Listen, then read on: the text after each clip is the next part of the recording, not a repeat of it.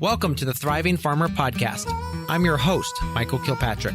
Our mission is to inspire, educate, and celebrate sustainable farming. We believe that you can build a profitable, sustainable farm that gives you true farm freedom. Join us as we talk to farmers, innovators, educators, and entrepreneurs to glean their top takeaways in business and life.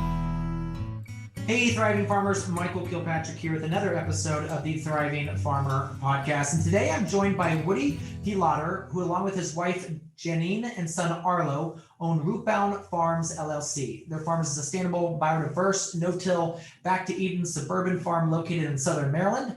We pride ourselves in growing in-season vegetables, making cold-processed soaps, and making other sustainable goods for our local community. They sell online, they deliver, and also sell at their local farmers market from April through November. They also have a YouTube channel, which serves as a video diary and for informational purposes. They grow on a total of about 5,000 square feet on a lot that is around 3/4 of an acre. They are firm believers that farms do not need to be huge to be profitable. Welcome to the podcast, Woody. Well, thank you so much for having me. Definitely appreciate it, Michael. All right. So what is your YouTube channel? Because I know folks are going to be interested in that.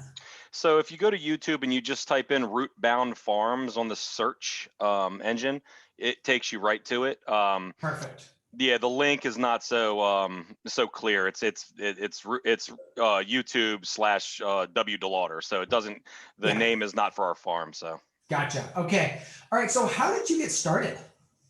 Oh, good question. So it's kind of a long story. I'll do kind of the abridged story to it. When I turned 30 years old, I was tipping the scale at about 400 pounds. And I know I needed to, either change my lifestyle or I was not going to be living much longer, So I started doing a lot of research, and I researched, the best healthiest way to lose weight and be healthy. I didn't want to do any kind of crash diets. So all the research that I found talked about eating whole foods and, the least amount of processed foods as possible. So, I researched which foods were nutrient dense, which elevated your metabolism. And I stuck to basically those foods, which led me to starting to grow my own foods, because once I was getting all these vegetables from the grocery store, I said, why not just try to grow them myself? So I started dabbling here and there and growing. And then once I married my wife 9 years ago, we bought a house. We started a small little 10-foot by 30-foot garden, growing our own vegetables. And like I said, a long story short, that ended up us having a bountiful amount of vegetables, and we started selling them right out of our front yard to our community that we live in. And it's gone from that to now we sell at the local farmers market. It is transformed to everything you can possibly imagine. From now, we do cold processed soaps, which are a huge hit locally. We've expanded to fermenting kimchi and kombucha. We don't sell the kombucha, but we sold the kimchi for a while until we found out that it's highly regulated. Anything fermented in Maryland is highly regulated. So we are actually in the process. We've already gotten the pH tested, and we're in the process of getting certified to sell our kimchi. Gotcha. But it's gone from that to now we're selling all of our vegetables at the local farmers market, soaps, room sprays. We have even hot sauces. We're doing about as much as you can possibly do with our 3/4 of an acre that we live on. All right. So you started with your backyard and your front yard. Did you pick your property because of the soil type, or did you buy a house and said, we're just going to plant what's here? No, we actually fell into the house. The former owner was one of my middle school PE teachers, and we wrote a letter to her and kind of gave her an offer, and the offer was the housing market at that time. She just wanted to sell, so we gave her an offer, and we couldn't. It was too much of a house for us. We just took a gamble. We didn't buy the house at all with farming in mind. It was starting a family in mind. I mean, if you saw where we live in a planned community that was built in 1978. So it's houses not on top of each other, but each house has about 3/4 of an acre to an acre. And it was just starting a family, and me and my wife are both teachers. So the farming and selling things 9 years ago when we first started didn't even come into play. We're first generation farmers. Mm. Wow. All right. And I'm looking at pictures here and kind of I can see that you got some big trees and such, which must Oh be a yeah. little bit challenging with the shade. Um, all right. So you started that way and then you started growing. When did farmers markets come into play? So we have a local farmers market that kind of, and a couple local businesses that we've become friendly with. There's a local coffee bean roaster, and we started buying coffee from him, and he said, you should start at the farmers market. I started with microgreens because we were growing inside, and Mhm. it was literally microgreens and kimchi how I started out. I wasn't so much selling our tomatoes or cucumbers or lettuces or greens or things from our backyard yet, but it started that way, and then it just blossomed from there. We just started offering everything. But the farmers market started about 4 years ago, and we've been a member of that local La Plata farmers market for each summer since. Okay, all right. All right, so then you started selling this, you started the kimchi. hmm Now, were you growing the ingredients yourself? Or were you buying those in and just doing the, Well, it started out as a plan to grow everything ourselves and put it mm, in the kimchi. But the kimchi kind of took on a mind of its own to the point of we haven't kept track completely, but we have sold thousands and thousands of kimchis, and the only reason I know that is because we order our labels in bulk, orders of 1,000, and okay. we've gone through 3 or 4 orders. So so we've sold for being a small business like we are and selling, especially when it wasn't 100% legal to sell it. Yeah, We have sold a ton of kimchi, and we've eaten a ton of kimchi too. yeah, But yeah, yeah, we get some of the ingredients from our farm, but there would be no way we could grow that much Napa cabbage. It would be physically impossible. yeah, I mean, we're buying 5 bushels at a time, yeah, and it's a lot. yeah, exactly. Now, do you have different types of the kimchi or is it just one recipe? So we started out just with country style kimchi with the Napa cabbage and daikon radish and onions, garlic, ginger. We ended up getting into a white kimchi as well, but it wasn't so popular. Which it's basically the same recipe without the hot peppers. So a Gotcha. lot, Yeah, yeah, a lot of people wanted it without the spice, but we find that most people that are our loyal customers do want the spice. Now, what makes our kimchi different is it is vegan. We do not use any fish sauce, so uh-huh. it attracts a lot more people that are into health, because I find that a lot of people that are into health also, not around here, they tend to be vegan. Gotcha. Gotcha. Okay. All right. So you got the kimchi, and you're now. Let's talk about the soaps a little bit. Tell us about how that got started. Okay, yeah, the soap, like I said, took on a mind of its own. It started out, if you were to talk to my wife, she would tell you that I'm a man of many ideas, and almost every idea that I come up with, I actually go through with. So it's not like it's just an idea and then, you know, and it falls by the Yeah. wayside. But yeah, my idea was we're buying all this natural soap for $7 a bar. I started researching how we could start making our own soap, all natural soap, and make it as simple as possible without paying $7 a bar. So I looked into it and I said, you know what, we have a pretty good source of coconut oil. We can buy coconut oil, and let's just keep it simple and just make soap with coconut oil, sodium hydroxide, and distilled water, and then add any kind of essential oils that we'd like to. Well, that has now blossomed to now we have 19 different varieties of our soap, and we have a beard bar, we have a shampoo bar, we have everything from lavender spearmint to orange lemongrass ginger to eucalyptus with activated charcoal. Uh-huh. But the cool thing about it is we keep it as simple as possible. We sell the soap with just the bar. We don't label it. We try to keep down the waste, and we can keep the costs down. So instead of people buying a $7 all natural bar of soap, we our price point is $5. So Oh, that's good. yeah, it helps out, and we also run deals all the time. I always have an ongoing deal for 10 for 40. So we drop it down to $4 a bar if you buy 10 bars. Gotcha. Just moving the volume. Gotcha. Yep. Oh yeah. Now, is that done in your home kitchen? It is done. Everything's done in our house. We have a split foyer house, and we are downstairs. It's our laundry room doubles as our soap making room, if you could imagine, and selling thousands of bars of soap too. I mean, we're making every batch of soap is 40 bars. We have the capability of making about 3 to 5 batches a day. So Okay. that's, we're not doing that, but we probably average 3 to 5 batches a week. So we're selling a good amount of soap. We haven't gotten the online business all the way going all the way. I'm kind of nervous about Yeah.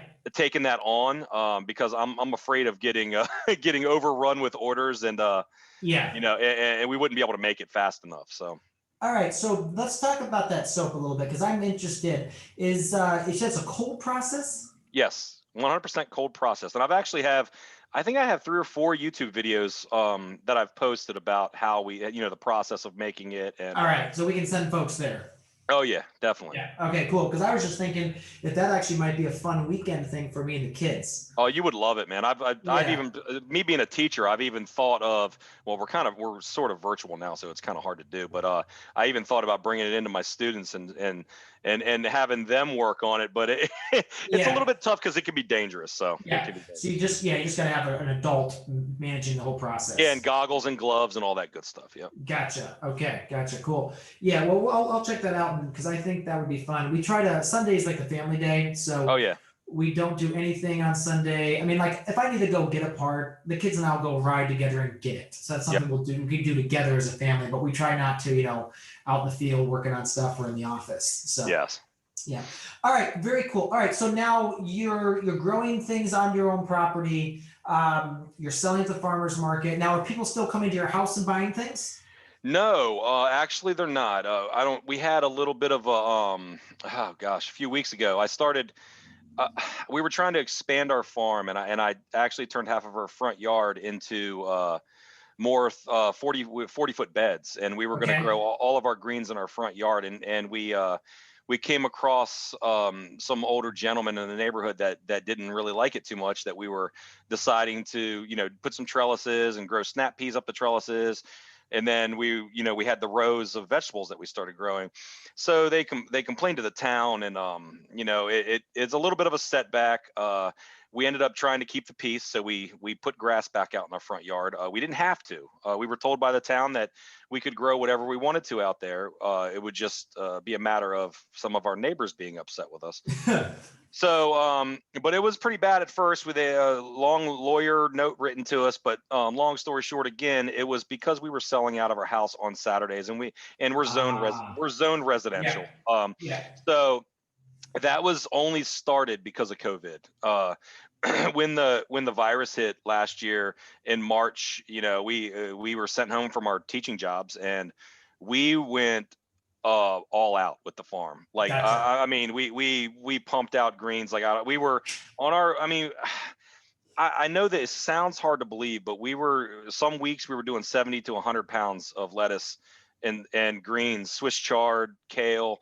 We were pumping out almost 100 pounds a week. That's amazing. And that was almost all through pre-orders. So that was another thing. I set up the website at that point in time when COVID hit. It just so happened to come together, and we set up pre-orders, and people, I mean, gosh, we had lines. We had lines coming in our residential neighborhood, lines of cars. And of course, everyone had to keep their distance. And Yeah. but that's where it went, man. We're not selling from home anymore because we're zoned residential, but it is good. It is the market that we have. We have a large following locally, and and Well, we you're have our. incredibly active on social media, I think. Oh And yes. you've really, and so one of the really cool things is because I follow your social media, is that you're really good at engaging people on there and making them feel it's more their farm. As well, I mean, Yes. you're the people managing it, but it's their farm. So Oh yeah. they really get involved, and that has obviously built that massive swell of support. Yes, and we've offered farm tours, and I mean, when I say farm tours, we're not Polyface Farm having Yeah, people, but it's our farm tours. We've had 15 people out at one point in time, nice. and me giving them a little farm tour of my 4,000 square feet in the back that I'm growing on, and Yeah. but it's cool how we have everything work out. I have a hoop house where we grow things where we grow crops that I need to control the rain, and and then we have our nursery greenhouse. We make our own compost. We have 10 chickens. I mean, I could go on and on. All in our little tiny backyard. We maintain all of that. All right, so you got chickens, so that's legal in your town? Yeah. So we had to fill out a free permit.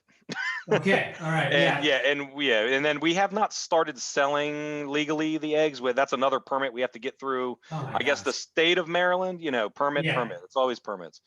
Yeah. Try to still stifle, free enterprise. Yes, you're right. You're right. Yeah. A lot of people, it's interesting because I get a lot of, I have friends on all sides of every single aisle there is out there. And Yes, me too. and you get a lot of people that say, capitalism is bad and, we need to go back to more, some other sort of systems. Yeah. But the problem is we don't have capitalism in the US. We have a form of cronyism where you have a very specific number of players in the marketplace, and they have friends that they pay through lobbying to make laws that benefit them and keep out all the competition. Yes, and that works locally too. Oh, absolutely. I mean, I could tell you about the coffee bean roaster guy that I'm really good friends with locally. He's just bought a brick and mortar. I mean, and his coffee is amazing. He roasts it right there, and he is about 100 or 200 yards away from a Starbucks, and it just so happens that the mayor of our town is best friends with the person that is the owner of that franchise of Starbucks. So, and she has made it very tough for him to have that for him to have that brick and mortar. Let's just say. Yeah. All right. So let's dive back into that cease and desist letter or the lawyer letter. So here's this because I reached out to you about the podcast. I said let's chat about this because I'm right now an urban farm. We're 8 acres in the city limits. We're fighting vigorously, not fighting because my friend Andre said, Michael, if you use the word fighting, it's going to hurt. It's going to cause angst. They say we're in discussions. We are working through this with the city. Is where we are right now. There you go. Yep. And so shout out to Andre because he's a great friend and it's really he's given me a lot of support through the years.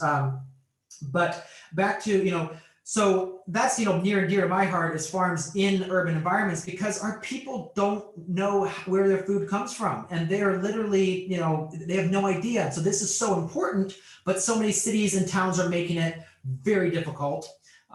Like they want us to do a $17,000 parking lot, which that's great, but there's anyway, we that's another discussion. All right, so you started tilling up your front yard. He complained to the city. The city sent you a legal letter. And what was the gist of that? So it was the letter was 3 pages. It was lawyer talk, obviously, but the gist of the letter was you have to cease all aspects of your business, or else we're going to revoke your farmers market privileges. We're going to, and that was one of the confusing parts of it. Was like one of the most confusing parts was they were telling me I wasn't allowed to have a farm anymore. Yet they were also telling me if I didn't, I couldn't go to the farmer's market. And I felt like saying, well, I guess I just show up with my soap. I don't know. I mean, so it was, they even threatened our, the lien against our house. I mean, they were talking about, they said how so can many they do that? I have no clue. So this is what I did. Well, first of all, I reached out to social media, which, that post, if there was something that I did that went viral, that you could say that was viral. I believe the post reached like 80,000 people, which is pretty good for our small community. And immediately the town manager called me the next morning and apologized actually. And she said that we could keep our business here. And I said, well, that's not what the letter said. I said, it said that I needed to end the business and I needed to stop. But once again, long story short, she basically said, I just can't sell from the house. And I said, well, that would have been an easy phone call for you to make. Yes, that would. And not to mention is I've been a business in this town for 4 or 5 years. They know who I am. The mayor knows who I am. They've bought things from me from the market before. They know that I had the farm here. They didn't have to do that. They didn't have to get their lawyer to. So basically, one of the guys that complained that lives in our neighborhood was the former mayor of our town, and that I guess he pulled his mayor strings from long ago and talked to the lawyer and had the lawyer write me a letter. So so again, so I think a couple points out of this is one. People say there's everyone treats you fairly, everyone's it's all happy, one good happy family, and I'm like, no, it's not. Unfortunately, small towns can, and again, we live in a very small town, and because of who I am and what we're trying to do, I know way too much now about the inside of our town workings and the 30-year history of how everything goes back and who said what to who at certain, and who hates who and all that stuff. It's incredibly, again, I'm not saying every town, but it can be incredibly divisive, and you have camps. And so you have to know where to play and what to work on and who to talk to. So I think that's the first thing, is that there is going to be, it's politics, and there's a minefield, and you need to, after you're trying to do urban farming in a small town, you need to know that. I think the second thing then is they are afraid of the constituents, because the constituents vote.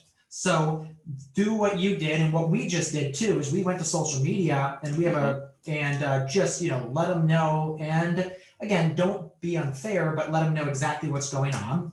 And I think 3, they may come around.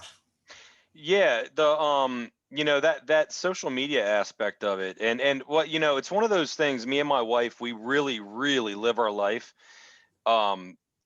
Everything about our life is, we don't want to burn bridges. We're very empathetic. We're kind to everybody. We try, and we believe in karma like you wouldn't believe.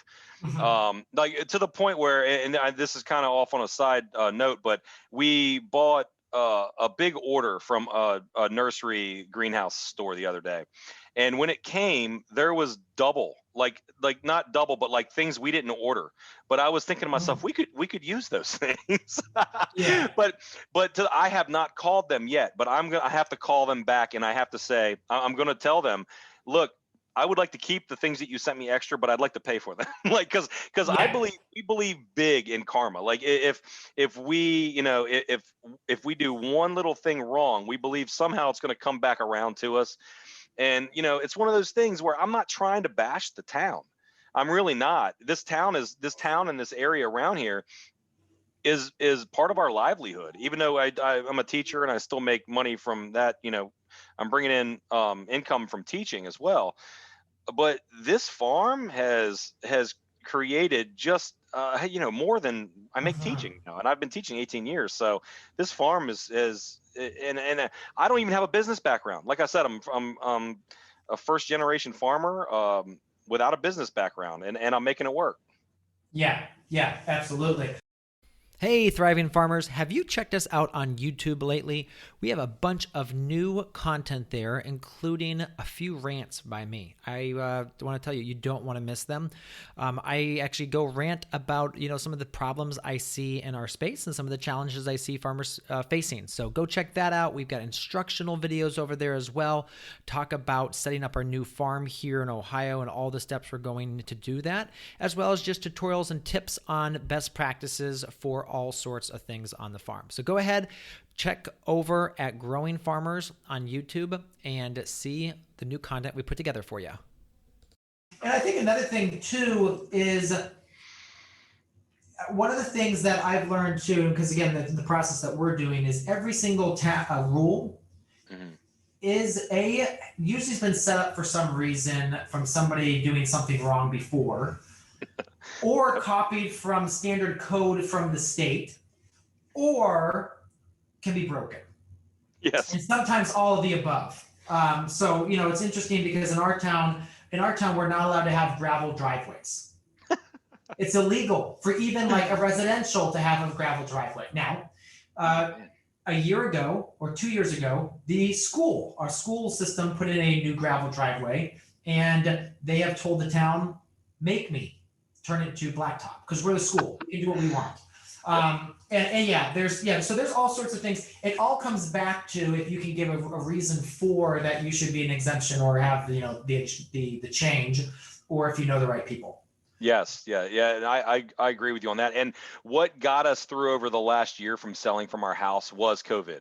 They were looking the other way. The town manager told me that. She said, we know that you've been selling every Saturday. You've had lines going down the road.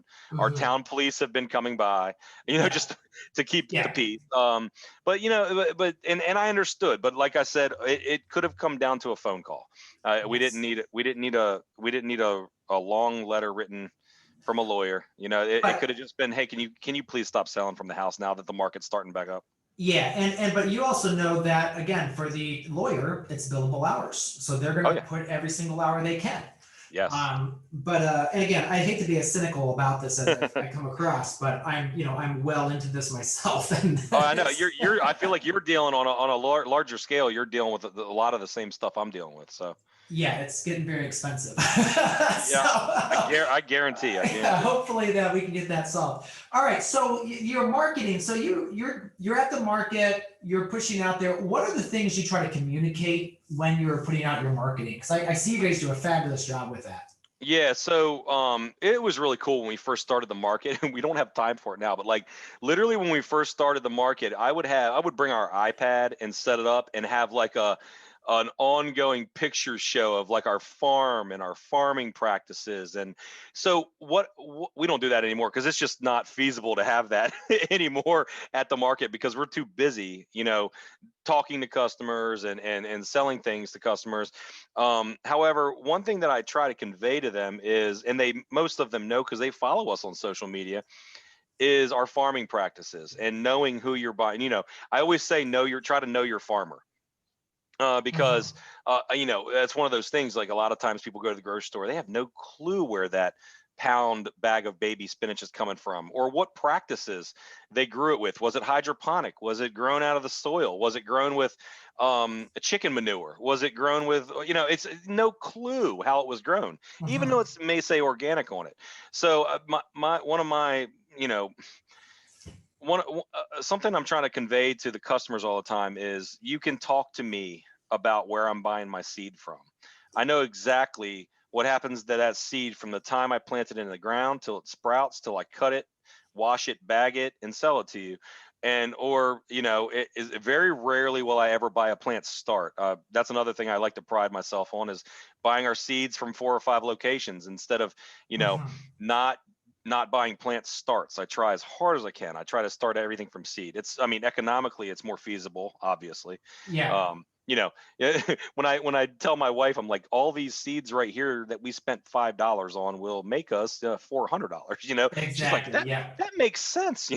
So yeah. So that's one thing I'm trying to convey is to know your farmer, know that we're a small farm. We put everything we possibly can into the growing and making of our soap, kimchi, all that good stuff, because we use it ourselves. We Mhm. eat more kimchi than any of our customers.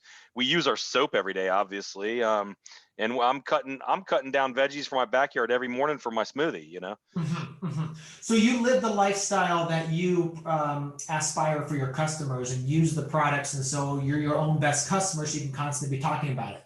Yes, and one, you don't have to BS, when you Mhm. know what you're doing and how you're doing it. Yeah. There's no BS about it. I could probably Yeah. talk. We could talk for probably 5 or 6 hours and not talk about the same thing. Well, it's kind of like unlike me and tomatoes, since I don't like tomatoes and I try to sell tomatoes to people. I'm like, well, I don't know. I think this one's more smoky than the other. Yeah, yeah, yeah. Yeah. Well, it's funny you say something about tomatoes because we have for years tried to grow those gigantic, big slicing Mhm. heirloom tomatoes, and we have. However, we decided this year that it's just not feasible for us because we grew 4 rows that were 20 feet long, and we trellised them up. We hard pruned them, but we would get 5 or 6 tomatoes per plant, and the Mhm. amount of work that we were putting into growing those tomatoes, and for the 400 or 500 tomatoes we probably sold at the market or ate, that we grew each year, it wasn't worth it. So this year we're only selling different cherry tomatoes. We're doing it because they grow like wild here. Mhm. So we're Well, staying away from the big heirloom slicers. do you think that's partly because of the shade problems you have? Because you're in Maryland, which you get plenty of sun. Oh, we get plenty of sun, but in our backyard faces south too. So we Huh. we we are in a good situation. It I'm not quite sure, and I've tried everything. I've tried not hard pruning. I've tried growing. I've tried different nutrients. I tried spacing them apart more and Mhm. less. I've tried it all. I've tried not trellising them. I think it has to do with probably limited sun. Mhm. And then there Mhm. was a few years where we had too much rain, which completely Yeah. devastated our tomatoes. Yeah. But that's why I do 1 row going down our hoop house. Now, when I say hoop house, it is literally 12 by 20. It's not. Yeah. We're not talking a 100-foot hoop house. It's a very, very small. It's a homemade PVC hoop house. Gotcha. Yeah. Yeah. Yeah. Yeah. I mean, because like 4 to 5 pounds is what you should get on your first cluster for tomatoes. So, and I'm sure you've done determinate and indeterminate. Yes, and one of our biggest crops was when we grew a 30-foot row of Roma tomatoes. Yeah. And they were determinate, and we must have harvested 200 or 300 pounds off of that row that summer. Yeah. But since then we've kind of stuck to indeterminates. It could be a soil problem as well. We might not have what I need to have in the soil. That's one thing that I should be doing that I have not done since we've been building our soil. I have not had our soil tested. Oh gosh, Yeah.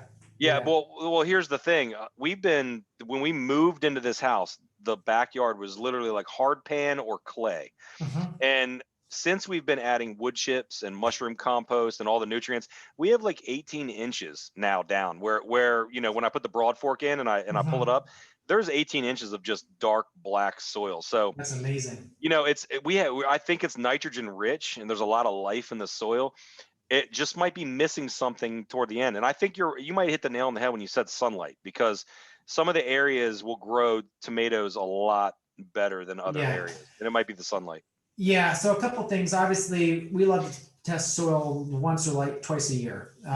So we'll do it as frequently as twice a year in our tunnels, and we probably will this year because especially we're changing things so rapidly.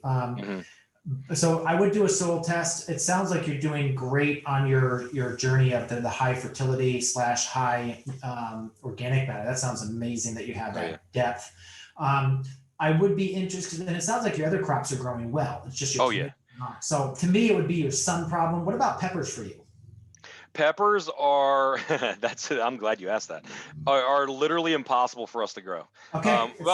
So hot peppers, yes. We grew a ton. So we make our own hot sauce, and we grew a ton of habaneros, ghost peppers, and jalapenos last year. So interesting. But green, like if we try to grow bell peppers of any color, green peppers can grow, but any color, right, red, yellow, any other bell pepper of any color, no. They don't. First of all, they leaf out, become gorgeous green plants. They'll get peppers on them. But once again, long story short, we don't have much of a market for people wanting peppers, so we kind of started going away from peppers, except for hot peppers. Interesting. Yeah, I would think it's hot peppers usually like the heat. Yes. And so I can't diagnose it. I would be very interested if you did a light meter or figured out how many hours of light you actually get on some of those areas. That might be your limiting factor. Yeah, it might be. Yeah. Yeah, on that. But All right. So then, okay, you're adding the wood chips. Talk a little bit about that, because I talk about your soil fertility, because you've done that rapidly, changed that. Are you actually adding the wood chips to the actual beds, or is it just paths? So we've done a bunch of everything. We like to call it our earth garden. Our earth garden is where we grow right in the soil. That's the main area that we've built up the most. We started by just tilling. So we tilled, what was it? We started it 5 years ago, and we tilled the whole area. Actually rented a skid steer and transformed the backyard the first year. And then I tilled up everything. Then we added wood chips and mushroom compost. Then we rode it up. I do 36-inch. Our beds are 36 inches wide by 35 feet long. Okay. So we go a little wider with the beds, and in between the beds is 12 inches. So we try to make the most out of our space. But so it's just been years of constant wood chips and mushroom compost, and every now and again we'll blood meal or bone meal, depending upon what crop is in. But it has just been the addition of wood chips and mushroom compost. And we have a really good source of mushroom compost that a local guy down here who does woodworking takes his tractor trailer loads of sawdust and wood chips up to Pennsylvania, and then brings back loads of organic mushroom compost from the mushroom farms up in Pennsylvania. So that's a good connection. Yeah, and every year he brings me a dump truck of mushroom compost. So Yeah, So that's another thing right now. Like mushroom compost, if you're trying to get any in, it's like a 6 or 12 week waiting period oh because gosh, they don't have enough drivers. yeah. I've been waiting for a load since February, which is Oh my crazy. gosh. Yeah, Yeah. he wanted this last time. He wanted to know if I wanted a tractor trailer full of it, and I said, no. I said, there's nowhere. I said, just bring me your normal dump truck. I mean, it's still 15 yards. Yeah. I mean, for my small little area back here, 15 yards is plenty. I still have a little bit of a pile, so Yeah. yeah. Very cool. And then with the wood chips, you haven't had any problems with the nitrogen, or you just add the blood meal and that helps. Yes, yeah, that's it. The blood meal seems to give all of our greens a nice boost. Mhm. And when I said we add wood chips, we have not for the last 3 years been adding wood chips to our beds. We Okay. only add, yeah, we are only adding the wood chips to our walkways, to Okay. keep down the mud and things like that. And it's unbelievable how fast they break down. These wood chips, I mean, every year our walkways are wood chips, and by the next spring, it's dirt again. like Mhm. like it literally we have to wood chip it again. So we have not been adding wood chips to the bed area. Now we have been creating and making more space, and the way we've done that is what I believe it's called the lasagna method, where you Uh-huh. yeah. So we've been putting cardboard down, wood chip, about thick wood chips, because we had a lot. We put 8 to 12 inches of wood chips down, and then we would put the mushroom compost on top of that for the bed. So that's how we actually started 3 or 4 of our beds this year, and they're growing greens. Like, I mean, they're just sprouting now, but they're growing Mhm. great right now. All right. So favorite farm tool. I would say broad fork. However, that might change to the quick cut greens harvester once I start breaking that out this Mhm. year. So the Okay. broad fork right now has completely changed. I've had it for 3 years. It's completely changed our soil composition. Just by Mhm. I was well, it changed the time that it took. I was broad forking with a digging fork for 2 Oh seasons. gosh. Oh Yep. yeah, I've and been there. so like I said, I started off, and I'm slowly getting these tools as I go. But we just purchased the quick cut greens harvester, and I mean, I harvested a 35-foot bed in like a minute and a half or 2 minutes. Oh yeah. Yeah. It would have taken me an hour last year. Yeah, it makes growing even like microgreens. Ray Tyler does that with Yep. microgreens, and we harvested, oh gosh, I don't know, 10, 15, 20 pounds of microgreens in literally 15 minutes. It's so amazing. It's Yeah. so amazing. Yeah, and it's sharp. My son Arlo was playing around with it the other. I said, no, no, no. Yes, stay That away. blade is like a razor blade, man. Yeah, yeah, yeah. We've got ours hung up where the kids cannot get anywhere close to it. Yes, yes. Yeah, yeah. All right. So, and people, where can people find you? Again, it's Rootbound Farms on Facebook. Yeah, we're Rootbound Farms on Facebook. It's also on Instagram. Now there is a Rootbound Farm in Kentucky. We have an S at the end, so it's Rootbound Farms. Yep. You can find our website, Instagram, Facebook, and YouTube. Okay. Well, thank you so much for coming on today. I really appreciate it. Woody, anything else that you'd like to share before we go? No, I just really appreciate you having me on here, and I look forward to talking to you in the future. All right. Thanks so much for coming on. Appreciate your Thanks, time. appreciate it, man. All right, bye-bye. Bye. So there you have it, another episode in the books. So I'd love if you would hop on over to iTunes and leave us a rating and a review. Those mean everything to us. We love to hear what you're thinking. If you have a podcast guest that you can recommend, please pop on over to the Thriving Farmer Podcast website and leave us a review. That's thrivingfarmerpodcast.com.